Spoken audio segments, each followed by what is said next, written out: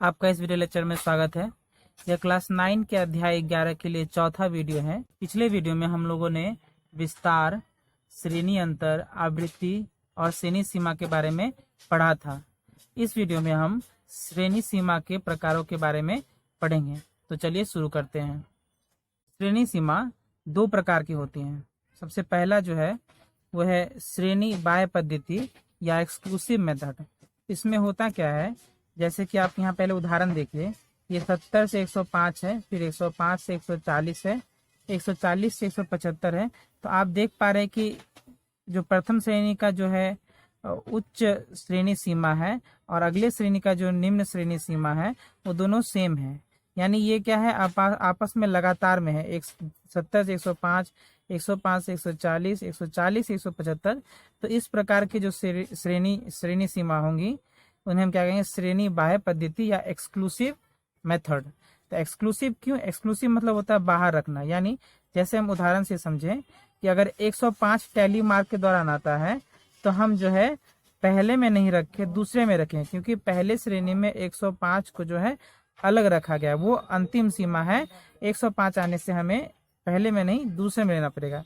इसी प्रकार से अगर 140 आती है तो हम इस श्रेणी में नहीं रख के अगले श्रेणी में जहां से स्टार्ट हो रहा है उसमें रखेंगे।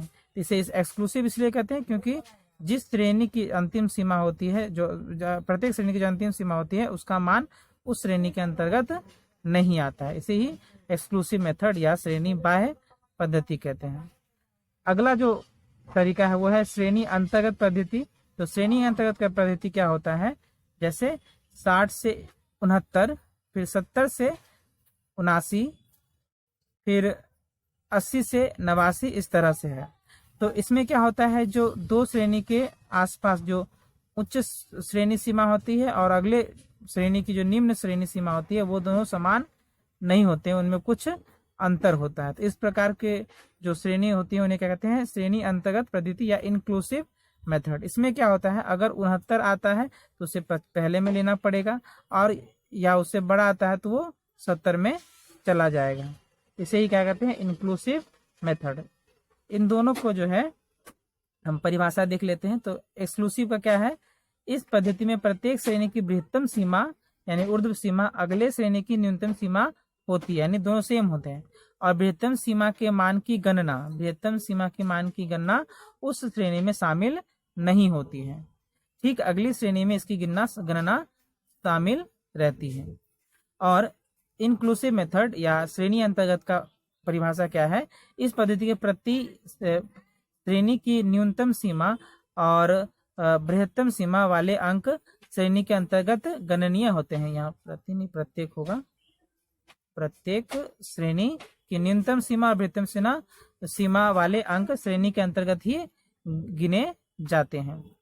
तालिका के द्वारा आप समझेंगे तो और आसान होगा। तो जैसे ये दो उदाहरण हैं, ये प्रथम वाला श्रेणी बाह्य पद्धति है, इसमें 70 से 105 है, 105 से 140 है, 140 से 175, 175 से 210, 210 से 245, 245 से 280।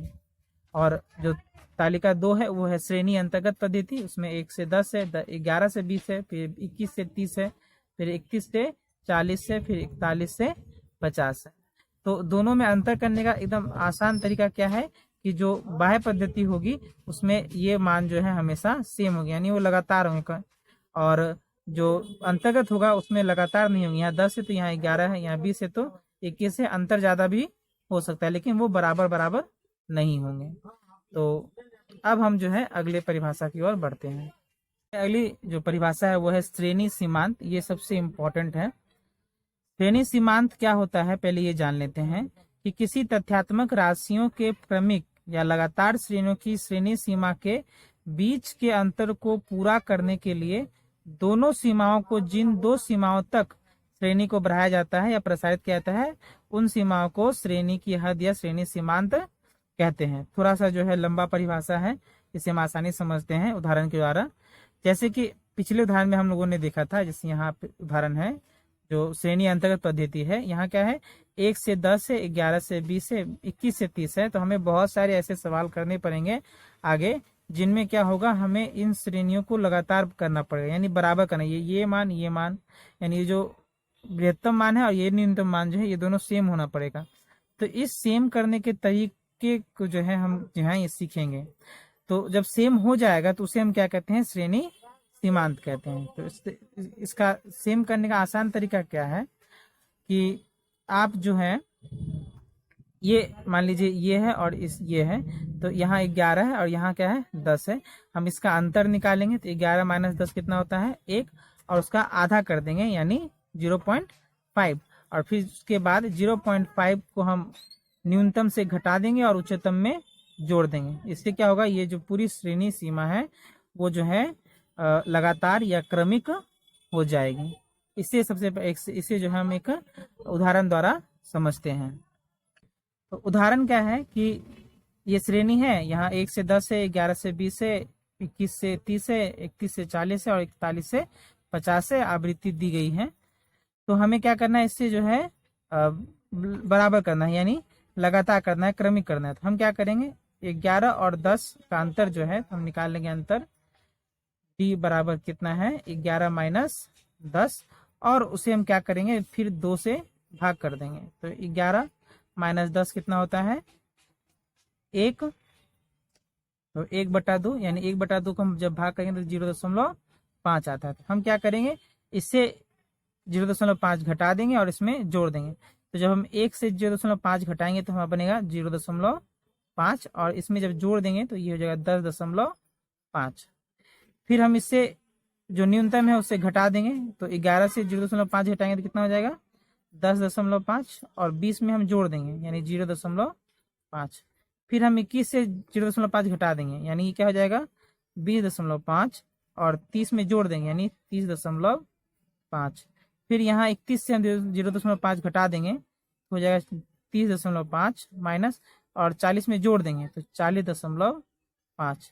फिर 41 से घटा लेंगे तो 40.5, और 50 में जोड़ देंगे तो 50.5। तो अब हम क्या देख रहे हैं, ये और ये सेम हो गए। यहाँ 10.5 है तो यहाँ भी 10.5 है, यहाँ 20.5 है तो यहाँ भी 20.5 है, यहाँ 30.5 है, यहाँ भी 30.5 है। तो इसे ही हम क्या कहेंगे, श्रेणी सीमांत। अब यहाँ एक सबसे जरूरी चीज जो आपको समझना है, ये जो श्रेणी है यहाँ ये दोनों समान नहीं है, और इसे हमने जो है समान किया है। तो समान करने से पहले इसे हम कहते हैं श्रेणी सीमा। श्रेणी सीमा ये बराबर होने से पहले क्या कहला रहा है, श्रेणी सीमा। और जब ये बराबर हो जाएगा तो इसे हम क्या कहेंगे, श्रेणी सीमांत। तो ये अंतर आपको समझ में आ जाना चाहिए, श्रेणी सीमा बराबर करने से पहले और श्रेणी सीमांत बराबर होने के बाद। श्रेणी सीमांत क्या होता है कि इससे बाहर मान आप नहीं दे सकते हैं, और अगर जो 10.5 आएगा तो ये इसमें नहीं इसमें जाएगा। देखते हैं अगला जो परिभाषा है, तो मध्यमान या श्रेणी की मध्यमा। तो चल के जो मान दो श्रेणी के बीच में होते हैं उन्हें श्रेणी मध्यमान या श्रेणी की मध्यमा कहा जाता है। तो इसका फॉर्मूला क्या है कि श्रेणी की मध्यमा होगी, मध्यमा बराबर बृहत्तम श्रेणी की सीमा प्लस न्यूनतम श्रेणी की सीमा बटा 2, या फिर उच्च श्रेणी सीमांत प्लस न्यूनतम श्रेणी सीमांत। यानी मान लीजिए कोई एक जो है यहाँ एक क्लास मान लीजिए श्रेणी है वो 15 से लेके 25 तक है, तो इसका अगर मध्यमा निकालें तो हम क्या लिखेंगे, मध्यमा बराबर 15 + 25, यानी दोनों जो सीमाएं हैं उनको जोड़ लेंगे और उससे 2 से भाग कर देंगे। तो ये हो जाएगा आपका 40/2 यानी 20। तो 20 क्या होता है, इन दोनों के बीच में ही आएगा। तो इसे ही हम क्या कहते हैं, मध्यमा या मध्यमान या श्रेणी की मध्यमा, इंग्लिश में मिड वैल्यू या क्लास मार्क। अच्छा, अगली जो परिभाषा है वो है श्रेणी की लंबाई। तो श्रेणी की लंबाई क्या होती है, किसी श्रेणी के 2 श्रेणी सीमांतों के बीच के अंतर को क्या कहेंगे, श्रेणी की लंबाई। तो ये बात याद रहे, श्रेणी की लंबाई क्या होगी, उच्च श्रेणी सीमांत और निम्न श्रेणी सीमांत। ये सीमांत है और इसे सीमा के साथ में जो है मत मिलाइएगा, ये सीमांत है। जैसे अगर जो है इंक्लूसिव मेथड रहा, श्रेणी अंतर्गत रहा, तो उसे पहले एक्सक्लूसिव बनाना पड़ेगा, फिर उसका जो है हमें श्रेणी की लंबाई ज्ञात करनी पड़ेगी। तो अब हम जो है एक उदाहरण करेंगे इससे जुड़ा हुआ। तो देखिए, यहाँ क्या है, दैनिक खर्च है 70 से 105, 105 से 140, 140 से 175 है। हम इसके मध्यमा निकालनी है, तो हम क्या करेंगे, 70 प्लस 105 बट्टा 2 करेंगे। तो हम इसे जब जोड़ेंगे तो कितना हो जाएगा, 175 बट्टा 2, तो इसे हम भाग कर देंगे, 2 8 16, 2 7 14.5। इसी तरह से हम इसका निकालेंगे, तो 105 प्लस 145 हम जोड़ देंगे इसे, तो हो जाएगा ये 105 प्लस 140, तो 245 बटा 2, हाँ 2.5। तो इस तरह से आपको जो है मध्यमा निकालना होगा। और श्रेणी की लंबाई, तो इन दोनों को आप घटा दीजिए, तो 105 माइनस 70 बराबर कितना हो जाएगा, 35। फिर 140 माइनस 105 बराबर 35। तो ये क्या हो गई, श्रेणी की लंबाई। उम्मीद है आपको सभी परिभाषाएं और कॉन्सेप्ट समझ में आए होंगे। इनका अभ्यास करें। मिलते हैं अगले वीडियो में, तब तक के लिए धन्यवाद।